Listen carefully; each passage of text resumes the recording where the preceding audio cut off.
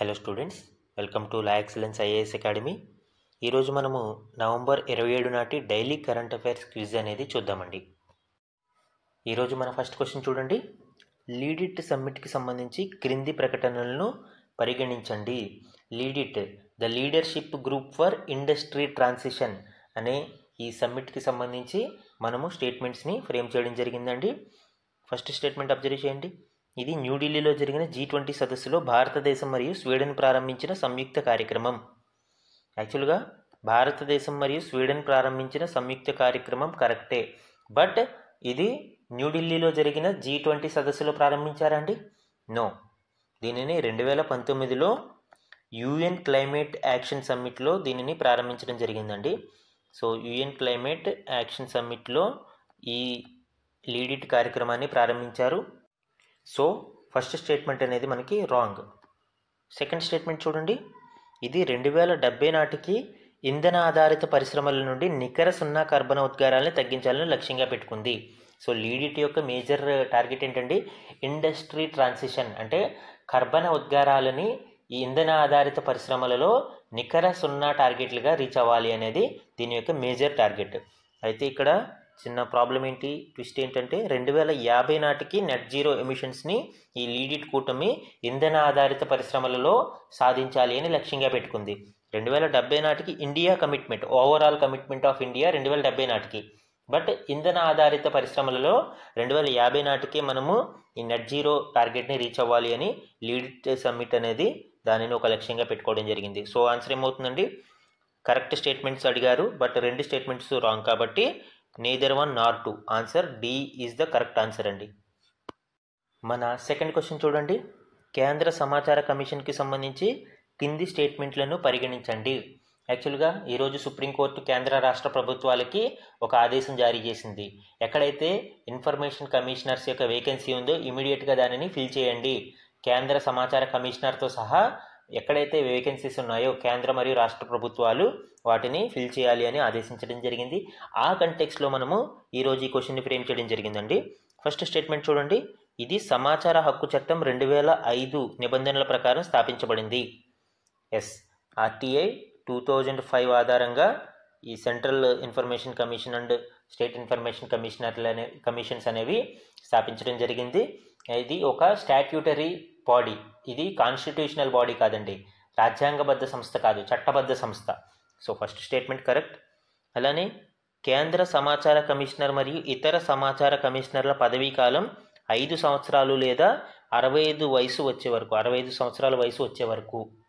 ఇక్కడ మీరు అబ్జర్వ్ చేస్తే ఇది 2019 అమెండ్మెంట్ ముందు వరకు కరెక్టే, కానీ RTI యాక్ట్ 2019 అమెండ్మెంట్లో మార్పులు ఏం జరిగినాయండి? దీని ప్రకారం ఈ 5 సంవత్సరాల ఫిక్స్డ్ టెన్యూర్ అనేది తొలగించడం జరిగింది. ఇప్పుడు పదవీ కాలం ఎంతండి? కేంద్ర ప్రభుత్వం నిర్ణయం మేరకు పదవీ కాలం అనేది ఫిక్స్ చేయబడుతుంది. 5 సంవత్సరాల ఫిక్స్డ్ టెన్యూర్ అనేది లేదు, లేదా 65 సంవత్సరాల వయసు వచ్చే వరకు అనేది ఉంటుంది. కాబట్టి సెకండ్ స్టేట్మెంట్ అనేది wrong according to RTI act 2019 amendment. ఇక్కడ మీరు స్టేట్మెంట్స్ అబ్జర్వ్ చేస్తే ఎలిమినేషన్ టెక్నిక్ యూజ్ చేయవచ్చు. సెకండ్ స్టేట్మెంట్ రాంగ్ కాబట్టి సెకండ్ స్టేట్మెంట్ ఎక్కడైతే ఉన్నాయో అవన్నీ we can eliminate easily. Answer ఏమవుతుంది? Obviously C. కానీ థర్డ్ స్టేట్మెంట్ చూడండి. వీరు నియామకానికి అర్హులు కారు, అంటే రీఅపాయింట్మెంట్కి ఆప్షన్ ఉందండి వీళ్ళకి? లేదు. So they are not eligible for reappointment. Answer ఏమవుతుందండి? C. C is the correct answer. మన నెక్స్ట్ క్వశ్చన్ చూడండి. పార్లమెంటు సమావేశాలకు సంబంధించి క్రింది ప్రకటనలను పరిగణించండి. యాక్చువల్గా లోక్సభ యొక్క పార్లమెంటు యొక్క ప్రొడక్టివ్ సెషన్స్ మీద ఈరోజు ఆర్టికల్ రావడం జరిగింది. సో దానికి సంబంధించిన ఆ కంటెక్స్లో ఈ క్వశ్చన్ని ఫ్రేమ్ చేయడం జరిగిందండి. 17వ లోక్సభ యొక్క సగటు వార్షిక సమావేశ రోజులు 16వ లోక్సభ కంటే ఎక్కువగా ఉన్నాయి. ఈ స్టేట్మెంట్ కరెక్టా అండి? రాంగ్. ఎందుకండి?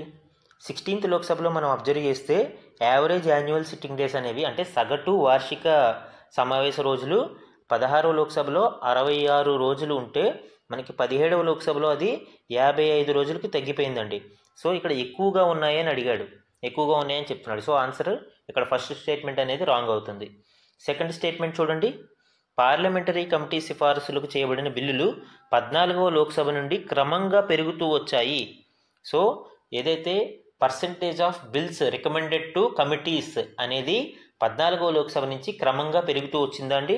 నో, ఇది కూడా రాంగ్. ఇక్కడ మనము గణాంకాలని పరిశీలిస్తే మనకి 16వ లోక్సభలో 28% ఉంటే 17వ లోక్సభలో 16% ఇది పడిపోయింది.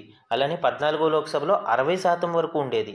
సో ఈ గణాంకాలని పరిశీలిస్తే ఇది క్రమంగా తగ్గుతూ వస్తుంది కానీ పెరుగుతూ రావట్లేదు.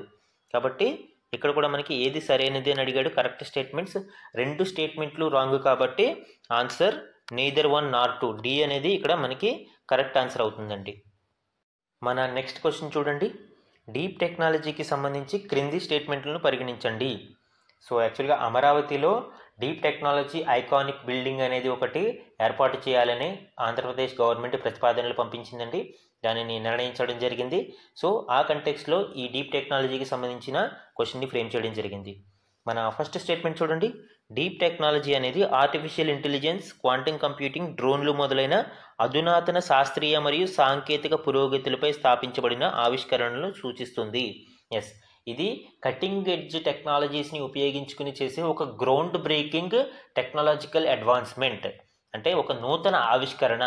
సో దానిని మనము డీప్ టెక్నాలజీ అని పిలుస్తాం. సో ఆన్సర్ ఏమవుతుందండి? First statement correct. Second statement చూడండి. భారతదేశంలోని డీప్ టెక్ స్టార్టప్లు 2021లో వెంచర్ ఫండింగ్ ద్వారా సుమారు $2.7 బిలియన్ సేకరించాయి. అలానే దేశం మొత్తం యొక్క స్టార్టప్ ఎకోసిస్టంలో 12% కంటే ఎక్కువ వాటాని ఈ డీప్ టెక్నాలజీ స్టార్టప్స్ కలిగి ఉన్నాయి. యాక్చువల్గా ఇది నాస్కామ్ రిపోర్ట్ ఆధారంగా మనం తీసుకోవడం జరిగింది. నాస్కామ్ రిపోర్ట్ ప్రకారం మనకి 12 నుంచి 14% షేర్ అనేది ఈ డీప్ టెక్ స్టార్టప్లు ఆక్యుపై చేశాయి.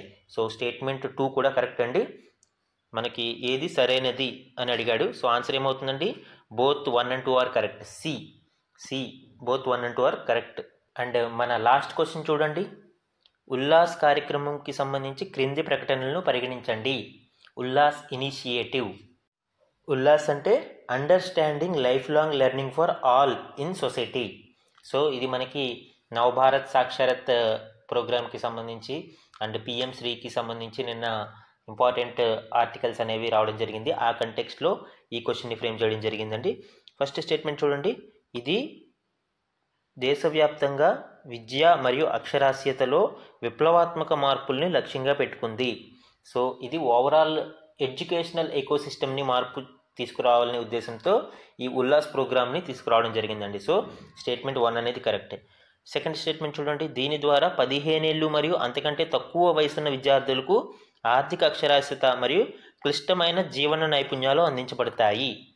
సో ఇక్కడ స్టేట్మెంట్ క్లియర్గా అబ్జర్వ్ చేస్తే 15 ఆర్ 15 అబవ్ 15 కంటే ఎక్కువ వయసు ఉన్న విద్యార్థులకు లేదా పౌరులకు ఈ ఉల్లాస్ కార్యక్రమం ద్వారా డిజిటల్ లిటరసీ కావచ్చు, ఫైనాన్షియల్ లిటరసీ కావచ్చు, ఆర్థిక అక్షరాస్యత లాంటి ఒక బేసిక్ లైఫ్ స్కిల్స్ అనేవి అందించడం జరుగుతుందండి. సో దాని ద్వారా విద్యా వ్యవస్థలో ఎవరైతే చదువుకోవాలని ఉండి చదువుకోలేని పరిస్థితుల్లో ఉన్నారో, అవకాశం లేదో అలాంటి వారికి అవకాశం కల్పించడానికి ఈ కార్యక్రమాన్ని లాంచ్ చేయడం జరిగిందండి. సో సెకండ్ స్టేట్మెంట్ అనేది రాంగ్. అలానే థర్డ్ స్టేట్మెంట్ చూడండి. ఈ కార్యక్రమంలో అర్హులైన వ్యక్తులు తప్పనిసరిగా పాల్గొనడం ఆవశ్యకం. Extreme statement. తప్పనిసరిగా పాల్గొనడం అంటే ఒక నిర్బంధించినట్టు ఎవరికి విద్య చెప్పలేం కదండి మనము. ఇది ఒక ఎక్స్ట్రీమ్ స్టేట్మెంట్గా కన్సిడర్ చేయొచ్చు. ఆబ్వియస్లీ ఇది రాంగ్ అవుతుంది. అండ్ స్కీమ్ పరంగా కూడా ఇది వాలంటరీ స్కీమ్ అండి. ఎవరైతే ఉత్సాహం ఉండి నేర్చుకోవాలని అనుకుంటున్నారో వాళ్ళకి వాలంటరీగా ఈ ఉల్లాస్ కార్యక్రమం అనేది అందించబడుతుంది. బట్ ఇక్కడ మనము ఇన్కరెక్ట్ స్టేట్మెంట్స్ గురించి అడగడం జరిగింది. సో జనరల్గా మనము ఈ 2ని ఎలిమినేషన్ టెక్నిక్లో 2ని తీసేసి సి ఆన్సర్ కరెక్ట్ అని పెట్టేసుకుంటాం. బట్ ఇక్కడ స్టేట్మెంట్ అడిగింది అంటే ఇన్కరెక్ట్. కాబట్టి 2 and 3 రెండూ రాంగే కాబట్టి ఆన్సర్ ఏమవుతుందండి? బి అవుతుంది. ఈవెన్ ఇక్కడ కూడా ఎలిమినేషన్ టెక్నిక్ వాడచ్చు. ఎలాగా? వాడు కరెక్ట్ స్టేట్మెంట్ ఇన్కరెక్ట్ స్టేట్మెంట్ అడిగాడు అంటే కరెక్ట్ అయింది ఉండకూడదు. 1 ఎక్కడైతే ఉందో ఆ 1ని తీసేయచ్చు మనం. అప్పుడు ఆన్సర్ ఆబ్వియస్లీ బి అవుతుంది. సో ఇది మనకి ఈరోజు న్యూస్ పేపర్స్లోని ఇంపార్టెంట్ కరెంట్ అఫైర్స్ మీద డైలీ క్విజ్ అండి. Thank you for watching.